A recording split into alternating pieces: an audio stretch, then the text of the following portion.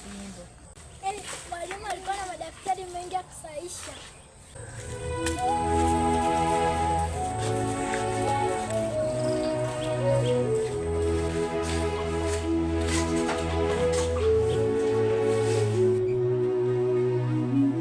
Shikamama. Shikamama. Marahaba. Unatoka sasa hivi shule?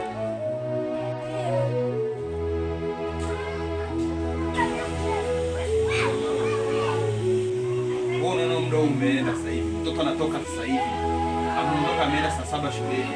Sasa hivi anakuja saa 2 mtoto. Afu kama mama umekaa umetulia tu kabisa. Yaani unakwambia hapa mimi nikiongea naonekana mimi mbaya kwa mtoto. Wewe unaona kama mtoto ametoka amechelewa. Kama mzazi wa kike, uweze kumuita mtoto ukamuuliza.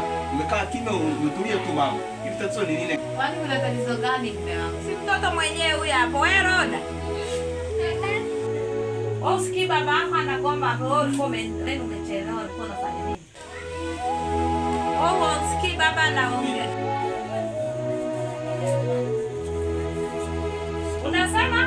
Mimi alikuwa na madaftari mengi ya kusahisha chama nikachelewa. Kwa hiyo hata kama ni kusahihisha madaftari kuanzia saa 8 mpaka sasa hivi saa 2 za usiku kweli. Hebu angalia lawama zote zinaishia kwangu. Na maana wewe uweze ukajiongeza eti usiku umeingia ngoja niwahi kwenda nyumbani. Wewe hata njiani ulikuwa unatembea unacheza.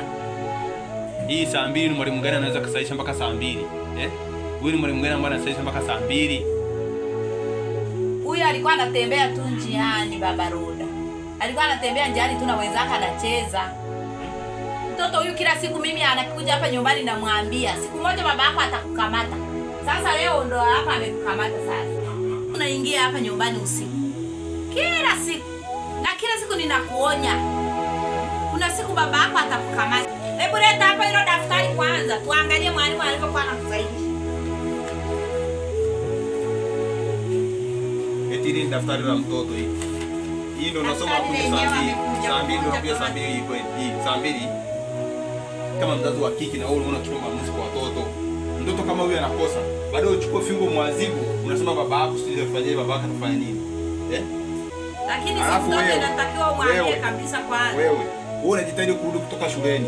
Na wewe mwalimu wako kesho utakaenda nimwangalie.